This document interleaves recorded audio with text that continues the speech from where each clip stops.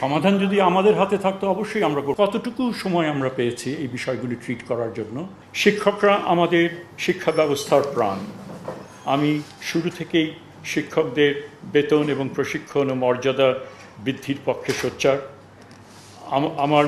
আমার সহকর্মীরাও, অ্যাডভাইজারি কমিটির সহকর্মীরাও এই বিষয়ে সহানুভূতিশীল। বর্তমানে শিক্ষক সংগঠনগুলো শতাংশ ভিত্তিক বাড়ি ভাড়া 20% বৃদ্ধি সহ অন্যান্য দাবি তুলেছেন। সরকারের আর্থিক বাস্তবতা অনুযায়ী 5% ন্যূনতম 2000 টাকা এখন আলোচনাধীন। আমরা বিশ্বাস করি নতুন বেতন কমিশনের সুপারিশে আগামী বছর আমরা একটি আরও সম্মানজনক কাঠামোর দিকে এগিয়ে যেতে পারব। সরকার শতাংশ ভিত্তিক বাড়ি ভাড়া বিষয়ে শিক্ষকগণের দাবির প্রতি শ্রদ্ধাশীল এবং সংবেদনশীল। সামর্থ্য অনুসারে শতাংশ ভিত্তিক বাড়ি ভাড়া প্রদানের বিষয়টি সরকার সক্রিয়ভাবে বিবেচনা করছে। একই সঙ্গে আমরা শিক্ষকদের পেশাগত উন্নয়ন ও প্রশিক্ষণ ব্যবস্থাকে আধুনিকায়নের দিকেও কাজ করছি, কারণ বেতন শুধু নয়, সম্মান ও সক্ষমতাও গুরুত্বপূর্ণ। আমরা 3টি নীতিতে এগোতে চাই: বাস্তবতা থেকে মুখ ফিরিয়ে নয়, বাস্তবতাকে বুঝে এগোনো; দোষারোপ নয়, সমাধান খোঁজা; সংখ্যা নয়, শেখার মানকে সাফল্যের মাপকাঠি করা। এই ফলাফল আমাদের চোখ খুলে দিয়েছে। এটি হয়তো কষ্টের, কিন্তু এটি সত্যের দিকে ফেরার সূচনা। আমরা দায়িত্ব নিচ্ছি, আমরা শুনছি, আমরা শিখছি। আমাদের লক্ষ্য একটাই: একটি সৎ, জবাবদিহিমূলক এবং শেখাভিত্তিক শিক্ষা ব্যবস্থা গঠন করা, যেখানে প্রতিটি ফলাফলই হবে বাস্তব শেখার প্রতিফলন। সমাধান যদি আমাদের হাতে থাকতো অবশ্যই আমরা করবো, এবং সেই উদ্যোগের কারণেই আমরা আমরা অনেকবারই তাদের সঙ্গে গত কয়েকদিন ধরে, আপনার পত্রপত্রিকায় জেনেছেন, তাদেরকে বলেছি এসে আমরা আলাপ করি। এবং আমাদের সবচেয়ে বড় সীমাবদ্ধতা হচ্ছে যে এখন বাজেট, অ্যালোকেটেড বাজেট, এবং যারা এটা শিক্ষকরা যেটা আন্দোলন করছেন যে বিষয়ে, সেই বিষয় নিয়ে আগেও অন্যান্যভাবেও এই আন্দোলনটা হয়েছে, এবং যতবার তারা আসতে চেয়েছেন তাদেরকে জিজ্ঞেস করেন, ততবারই আমাদের দ্বার উন্মুক্ত ছিল। এই ঘরেই আমরা দফায় দফায় তাদের সাথে বসেছি, এবং প্রথমে তাদের যেটা দায়িত্ব যেটা ছিল, তাদের দাবি যেটা ছিল, সেটা হচ্ছে 1000 থেকে এটা 2000 টাকা করার জন্য ইমিডিয়েটলি সেই, এবং আমার যে পূর্বসূরি যিনি ছিলেন তার সময় এই দাবি উত্থাপন তারা করেছিলেন, এবং সেই প্রেক্ষিতে আমরা যথাযথভাবেই সংশ্লিষ্ট মন্ত্রণালয়ে এটা আমরা জানিয়েছি। ঢালাইয়ে দৃঢ়তা, নির্মাণে নিশ্চয়তা, প্রিমিয়ার সিমেন্ট, ঢালাইয়ের রাজা।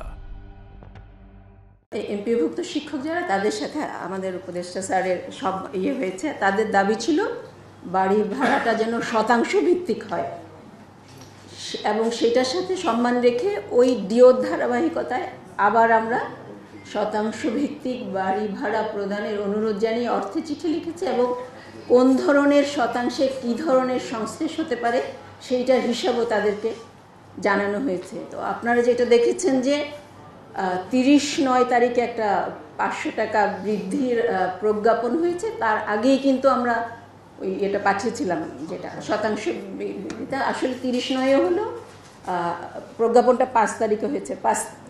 এর জাস্ট 5 তারিখের পরে 8 তারিখেই কিন্তু আমরা এই সিদ্ধান্ত পুনর্বিবেচনার অনুরোধ জানিয়ে চিঠি দিয়েছি, এবং আসলে সব কিছু আমরা প্রতিটা কাজ করব, ঘোষণা দিব। আমি জানি না, স্যারও একটু হয়তো অত প্রকাশ করার বিষয়ে অতটা সক্রিয় না।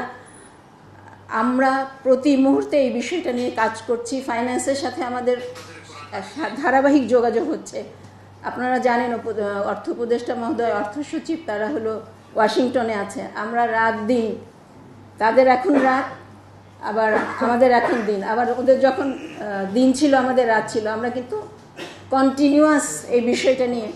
এখন যে বিষয়টা স্যার বললেন, বর্তমান বছরের কথা যদি আমরা চিন্তা করে থাকি, একটা বাজেট কিন্তু অলরেডি আছে, তার মধ্যে যতটুকু সামর্থ্য, আপনারা হয়তো অন্যান্য বিষয়গুলো অবতারণা করছেন, সেটা হলো সরকারের ফিসকাল ম্যানেজমেন্টের বিষয়। আমরা শুধু আমাদের শিক্ষার অংশটা বলছি। যতটা করা যায় আমরা সার্বক্ষণিক চেষ্টা করছি, যতবারই তাদের হিসাবের দরকার হচ্ছে আমরা হিসাব করে দিচ্ছি, এবং ওদের পক্ষ থেকে পূর্ণ সক্রিয়তা, সংবেদনশীলতা পুরোটুকুই আছে। এখন আপনি আপনি বলছিলেন যে সমাধান হবে কিনা, সমাধান আমি আলোচনায় না বসার আগেই যদি এই প্রশ্নটা উত্থাপন করি, সেজন্যই তো আমরা আলোচনায় ডেকেছি। আমরা বসবো, আমাদের ধারণা ওনাদের পক্ষ থেকেও চেষ্টা থাকবে, আমাদের পক্ষ থেকে চেষ্টা থাকবে। তবে একটা বিষয় একটু আমি করতে চাই, এই যে লামসাম থেকে শতাংশ ভিত্তিকে উত্তরণ, এটাও কিন্তু একটা আমি জানি আপনারা হয়তো অনুধাবন করতে পারবেন, এটা কিন্তু একটা বড়, সেই পার্সেন্টেজটা কত সেটা পরে আসি, কিন্তু যে আমি লামসাম থেকে উঠছি, শতাংশ ভিত্তিক একটা ধাপে পা দিচ্ছি, এটাও কিন্তু একটা ভালো আমি বলবো অগ্রগতি। সেটা 5, 10, 15, 20, 50 যা হোক, এই শতাংশ ভিত্তিকে যখন আমি যাচ্ছি, সরকারের যদি আর্থিক সামর্থ্য ভালো হয় এবং ওনাদের পারফরমেন্স যদি উন্নত হয়, এটা একসময় 60-70ও হতে পারে। আমরা যেমন 50 পেয়ে থাকি, তাদেরও 50 হওয়ার সুযোগটা কিন্তু উন্মোচিত হলো। আর যদি জাতীয় বেতন স্কেল ইনশাল্লাহ কিছু দিনের মধ্যেই হবে, অন্তত তো 50 বাড়বে, 50 থেকে 70, 75 আরও বেশিও হতে পারে। সেটারও একটা, যেহেতু এটা শতাংশ যাচ্ছে, সেটারও একটু একটা ইতিবাচক প্রভাব থাকবে। আমরা মনে করি আমাদের এই যে ইতিবাচক প্রচেষ্টাকে সবাই করবে, সম্মান করবেন এবং সহযোগিতা করবেন। আমরা আন্তরিকভাবে চাই। আপনারা কতখানি বিশ্বাস করবেন আমরা জানি না, স্যারের পক্ষ থেকেও আন্তরিকতা আছে এবং আমরা দাবি করতে পারি, আমরা চেষ্টা করছি। আর শিক্ষা খাতের যে সংস্কারগুলো, এগুলোর প্রভাব তাৎক্ষণিকভাবে ইম্প্যাক্টটা হওয়ার জন্য আমাকে কিন্তু একটা সময় অপেক্ষা করতে হবে।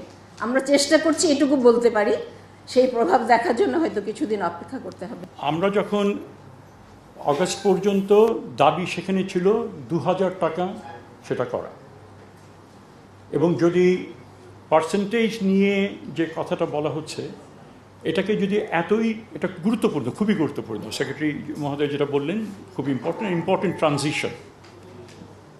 এখন এটাকে আমরা যদি মনে করি এটাই শেষ, তাদের দিক থেকে কথা যে আমরা এত % দিতে হবে, আমাদের দিক থেকে কি এই আশা করাটা সঙ্গত ছিল কি না আপনাদের বিবেচনার জন্য বলছি।